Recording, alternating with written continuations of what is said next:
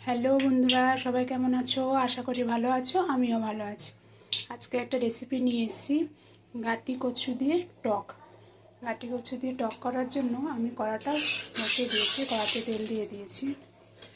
আর আমার কাছে ছিল মাছ। এই দেখুন, মাছগুলোকে এভাবে ছোটো ছোটো পিস করে নিয়েছি। মাছটাকে এবার ভেজে ফেলবো। এদিকে আমি দুটো আমসি জলে ভিজিয়ে দিয়েছি টক করার জন্য। এই যে গাঠি কচুগুলো আমি আগে থেকে সেদ্ধ করে নিয়েছি, এর মধ্যে আমি একটা আলু দিয়েছি। আপনারা চাইলে আলু দিতেও পারেন, নাও দিতে পারেন। এবার গাঠি কচুগুলোকে হাতের সাহায্যে একটু চেটকে নেবো। এদিকে দেখুন, মাছটা আমার প্রায় ভাজা হয়ে গেছে, মাছটাকে নামিয়ে ফেলবো।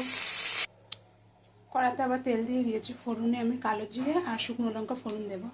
কালো জিরে শুকনো লঙ্কা ফোড়ন দিয়ে দিয়েছি। এই যে গাঠি কচুটাকে চটকে আমি জল দিয়ে রেখেছি, এটাকেও দিয়ে দেবো।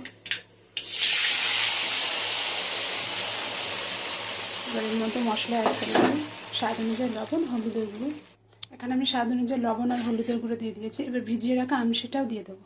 ভিজিয়ে রাখা আমসিটা দিয়ে দিয়েছি। এবার ভালো করে ফুটে গেলে ভেজে রাখা মাছটা এর মধ্যে দিয়ে দেবো।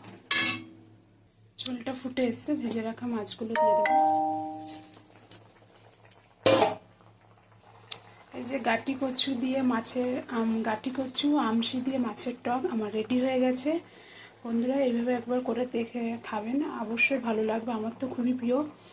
যাই হোক, যদি রেসিপিটা ভালো লেগে থাকে তাহলে আমাকে একটা লাইক, শেয়ার আর সাবস্ক্রাইব করে দেবেন। আর প্লিজ আমার পাশে থাকবেন, আমি সবসময় আপনাদের পাশে আছি। আর আপনাদের পুজোটা খুব খুব খুব ভালো কাটুক।